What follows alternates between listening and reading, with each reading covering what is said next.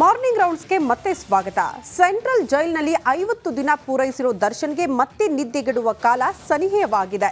ಯಾಕಂದ್ರೆ ರೇಣುಕಾಸ್ವಾಮಿ ಕೊಲೆ ಕೇಸಲ್ಲಿ ತನಿಖೆ ರೀಸ್ಟಾರ್ಟ್ ಮಾಡೋದಕ್ಕೆ ಪೊಲೀಸರು ಮುಂದಾಕಿದ್ದಾರೆ. ಯಾಕೆ ಗೊತ್ತಾ? ಇಲ್ಲಿದೆ ನೋಡಿ ಡೀಟೇಲ್ಸ್.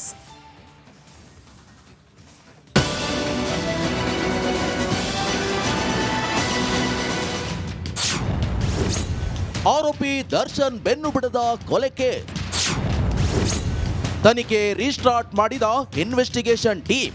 ರೇಣುಕಾಸ್ವಾಮಿ ಕೊಲೆ ಕೇಸಿಂದ ದರ್ಶನ್ ಅಂಡ್ ಟೀಮ್ಗೆ ನೆಮ್ಮದಿಯೇ ಇಲ್ಲದಂತಾಗಿದೆ. ಕಂಬಿ ಹಿಂದೆ ಬಿದ್ದಿರೋ ಡಿ ಗ್ಯಾಂಗ್ಗೆ ತನಿಖಾಧಿಕಾರಿಗಳು ಶಾಕ್ ಕೊಡಲು ರೆಡಿಯಾಗಿದ್ದಾರೆ.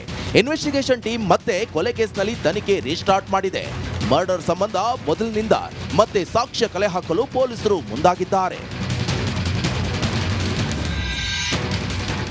ರೇಣುಕಾಸ್ವಾಮಿಯನ್ನ ಹೇಗೆ ಕಾಂಟ್ಯಾಕ್ಟ್ ಮಾಡಿದ್ರು, ಹೇಗೆ ಬೆಂಗಳೂರಿಗೆ ಕರೆತಂದ್ರು, ಕಿಡ್ನಾಪ್ಗೂ ಮುಂಚೆ ಆರೋಪಿಗಳ ಪ್ಲಾನ್ ಏನಿತ್ತು, ದರ್ಶನ್ ಕಾಲ್ ಚಿತ್ರದುರ್ಗದವರೆಗೆ ರೀಚ್ ಆಗಿದ್ದು ಹೇಗೆ, ಹೀಗೆ ರೇಣುಕಾಸ್ವಾಮಿ ಕೊಲೆ ಹಿಂದಿನ ಕಂಪ್ಲೀಟ್ ಹಿಸ್ಟ್ರಿಯನ್ನ ಪೊಲೀಸರು ಕೆದಕುತ್ತಿದ್ದಾರೆ. ಒಂದೊಂದೇ ಸಾಕ್ಷಿಗಳನ್ನ ಕಾಕಿ ಕಲೆ ಹಾಕುತ್ತಿದೆ.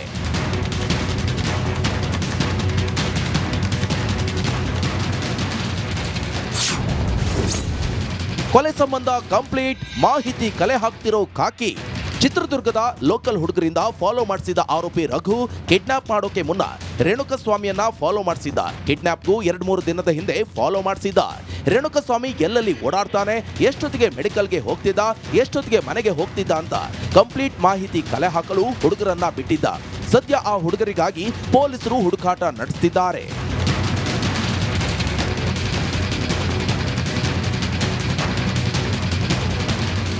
ರೇಣುಕಾಸ್ವಾಮಿಯನ್ನ ಬೆಂಗಳೂರಿಗೆ ಕರೆತಂದ ಹುಡುಗರಿಗಾಗಿ ಪೊಲೀಸರು ತಲಾಶ್ ನಡೆಸುತ್ತಿದ್ದಾರೆ. ಆ ಹುಡುಗರನ್ನ ಪತ್ತೆ ಹಚ್ಚಿ ಸಾಕ್ಷಿಗಳನ್ನಾಗಿ ಮಾಡಿಕೊಳ್ಳಲು ಪೊಲೀಸರು ಪ್ಲಾನ್ ಮಾಡಿದ್ದಾರೆ. ಒಂದ್ ವೇಳೆ ಈ ಹೊತ್ತಲ್ಲಿ ಆ ಹುಡುಗರು ಸಿಕ್ಕಿ ಬಿದ್ರೆ ದರ್ಶನ್ ಅಂಡ್ ಗ್ಯಾಂಗ್ಗೆ ಕಾಂಟಕ fix. Dhruvaraj, crime bureau, republic Kannada. ಈ ಬಗ್ಗೆ ಮತ್ತಷ್ಟು ಡೀಟೇಲ್ಸ್ ಅನ್ನ ಪಡ್ಕೊಳ್ಳೋಣ. ನಮ್ಮ ಪ್ರತಿನಿಧಿ ಧ್ರುವ ನೇರ ಸಂಪರ್ಕದಲ್ಲಿ ಜಾಯಿನ್ ಆಗ್ತಿದ್ದಾರೆ. ಧ್ರುವ, ಒಂದಷ್ಟು ಕನ್ಫ್ಯೂಷನ್ಸ್ ಈಗ ವೀಕ್ಷಕರಿಗೆ. ಕಾರಣ ಇನ್ನೇನು ಕೆಲ ದಿನಗಳಲ್ಲೇ ಚಾರ್ಜ್ ಶೀಟ್ ಸಲ್ಲಿಕೆ ಆಗುತ್ತೆ ಅಂದ್ರು, ತನಿಖೆ ಮುಕ್ತಾಯ ಆಗಿದೆ ಅಂದ್ರು, ಎಲ್ಲಾ ಸಾಕ್ಷಿಗಳನ್ನ ಕಲೆ ಹಾಕಲಾಗಿದೆ ಅಂದ್ರು. ಈಗ ಮತ್ತೆ ತನಿಖೆ ರೀಸ್ಟಾರ್ಟ್ ಅಂದ್ರೆ ಹೇಗೆ? ಯಾಕೆ ಸಾಕ್ಷಿಗಳನ್ನ ಮತ್ತೆ ವಾಪಸ್ ಕಲೆ ಹಾಕೋದಕ್ಕೆ ಮುಂದಾಗ್ತಿದ್ದಾರೆ? ಈ ಅನುಮಾನಗಳು ಕ್ಲಾರಿಟಿ ಕೊಡೋದಾದ್ರೆ ಧ್ರುವ.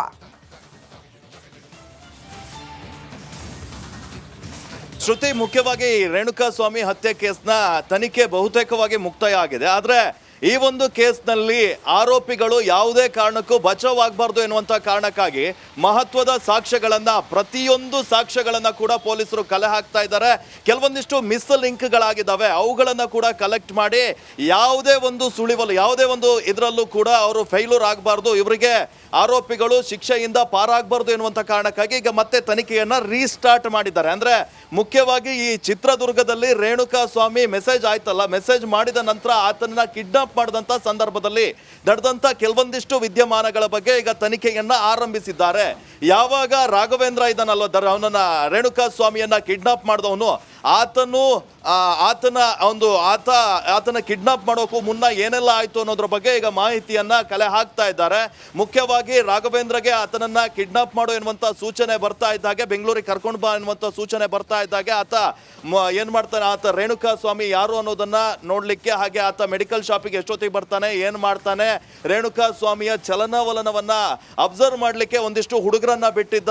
ಆ ಹುಡುಗರು ಆತ ಎಲ್ಲಿ ಹೋಗ್ತಾನೆ, ಏನ್ ಮಾಡ್ತಾನೆ ಎಲ್ಲವನ್ನ ಕೂಡ ಕಂಪ್ಲೀಟ್ ಡೀಟೇಲ್ ಅನ್ನ ರಾಘವೇಂದ್ರನಿಗೆ ನೀಡ್ತಾ ಇದ್ರು. ಹಾಗಾಗಿ ಆ ಹುಡುಗರನ್ನ ಪೊಲೀಸರು ವಿಚಾರಣೆ ಮಾಡಿ ಅವರ ಸಾಕ್ಷ್ಯವನ್ನ ಕೂಡ ಪಡೆಯಲಿಕ್ಕೆ ಸಿದ್ಧತೆಯನ್ನ ಮಾಡ್ಕೊಂಡಿದ್ದಾರೆ. ಇದು ಕೂಡ ಈ ಒಂದು ಕಿಡ್ನಾಪ್ ಈ ಕೇಸ್ ಇದೆಯಲ್ಲ, ರೇಣುಕಾಸ್ವಾಮಿ ಹತ್ಯೆ ಕೇಸ್ನ ಮತ್ತು ಮೊದಲನೇ ಭಾಗ ಕಿಡ್ನಾಪ್ ಕಹಾನಿ ಏನಿದೆ, ಆ ಒಂದು ಮಿಸ್ಟ್ರಿಯಲ್ಲಿ ಈ ಒಂದು ಸಾಕ್ಷ್ಯಗಳು ಪ್ರಮುಖ ಪಾತ್ರವನ್ನ ವಹಿಸುತ್ತೆ. ಆರೋಪಿಗಳಿಗೆ ತಕ್ಕ ಒಂದು ಅಂದ್ರೆ ಶಿಕ್ಷೆಯನ್ನ ಕೊಡ್ಲಿಕ್ಕೆ ಸಹಾಯವಾಗುತ್ತೆ ಎನ್ನುವಂತ ಕಾರಣಕ್ಕಾಗಿ ಪೊಲೀಸರು ಆ ಕಿಡ್ನಾಪ್ ಮಿಸ್ಟರಿಯ ಕಹಾನಿಯನ್ನ ಈಗ ಬಿಚ್ಚಿಡುವಂತ ಪ್ರಯತ್ನವನ್ನ ಮಾಡ್ತಾ ಇದ್ದಾರೆ. ಅದರ ತನಿಖೆಯನ್ನ ಕೂಡ ನಡೆಸ್ತಾ ಇದ್ದಾರೆ. ಶ್ರುತಿ, ಓಕೆ ಧ್ರುವ, ಹಾಗೆ ಸಂಪರ್ಕದಲ್ಲಿ ನೀವು ವಾಪಸ್ ಬರ್ತೀನಿ. ಮತ್ತೊಂದು ಸುದ್ದಿಗೆ ಸಂಬಂಧಪಟ್ಟಂತೆ ತಮ್ಮ ಹತ್ರ ಮಾಹಿತಿ ಪಡೆದುಕೊಳ್ತೀನಿ. ಈಗ ಜನ ಹುಷಾರಾಗಿರ್ಬೇಕು, ಜನರನ್ನ ಎಚ್ಚರಿಸುವ ಒಂದು ಸುದ್ದಿ ಇದೆ ನೋಡಿ.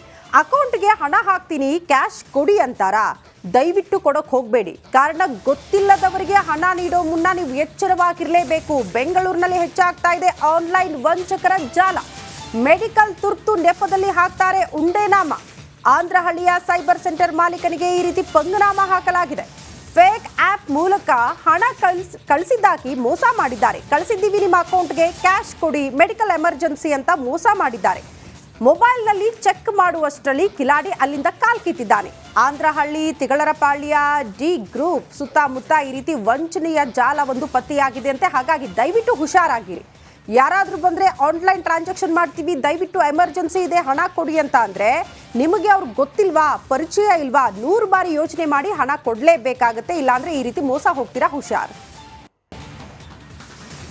ಈ ಬಗ್ಗೆ ಮತ್ತಷ್ಟು ಡೀಟೇಲ್ಸ್ ಅನ್ನ ಕೊಡ್ತಾರೆ ನಮ್ಮ ಪ್ರತಿನಿಧಿ ಧ್ರುವ, ನೇರ ಸಂಪರ್ಕದಲ್ಲಿ ಜಾಯಿನ್ ಆಗಿದ್ದಾರೆ. ಧ್ರುವ, ಮೋಸ್ಟ್ಲಿ ಜನ ಅಲರ್ಟ್ ಆಗಬೇಕು ಅಂತ, ಮೋಸ ಹೋಗೋರು ಎಲ್ಲಿ ತನಕ ಇರ್ತಾರೋ ಮೋಸ ಮಾಡೋರು ಅಲ್ಲಿ ತನಕ ಇರ್ತಾರೆ ಅನ್ನೋದಕ್ಕೆ ಮೋಸ್ಟ್ಲಿ ಇದು ಬೆಸ್ಟ್ ಎಕ್ಸಾಂಪಲ್ ಅಂತ ಅನ್ಸುತ್ತೆ.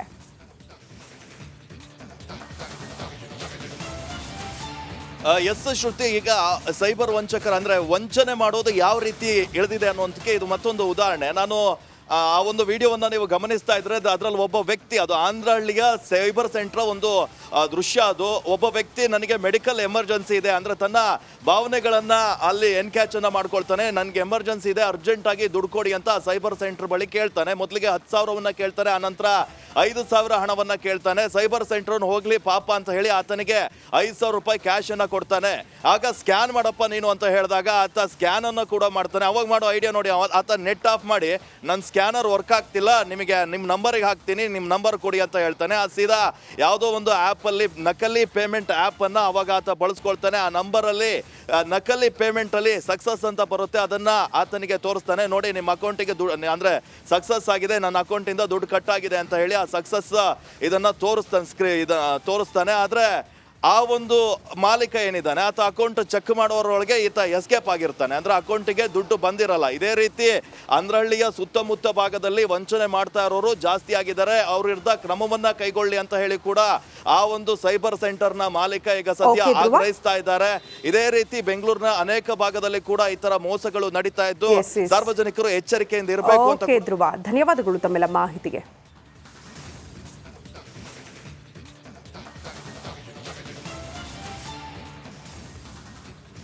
ಬ್ರೆಜಿಲ್ನಲ್ಲಿ ಭೀಕರ ವಿಮಾನ ದುರಂತ ಸಂಭವಿಸಿದೆ. ವಿಮಾನದಲ್ಲಿದ್ದ ಸಿಬ್ಬಂದಿ ಸೇರಿ ಎಲ್ಲ ಪ್ರಯಾಣಿಕರು ಮೃತಪಟ್ಟಿದ್ದಾರೆ ಎನ್ನಲಾಗ್ತಾ ಇದೆ. ಈ ಕುರಿತ ಒಂದು ರಿಪೋರ್ಟ್ ಇಲ್ಲಿದೆ ನೋಡಿ.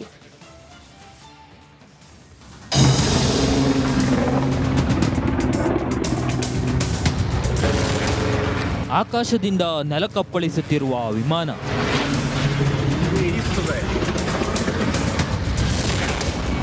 ಧಗಧಗನೆ ಹೊತ್ತಿ ಉರಿಯುತ್ತಿರುವ ಪತನಗೊಂಡ ವಿಮಾನ. ಈ ರಣಭೀಕರ ದೃಶ್ಯ ಕಂಡು ಬಂದಿದ್ದು ಬ್ರೆಜಿಲ್ನಲ್ಲಿ.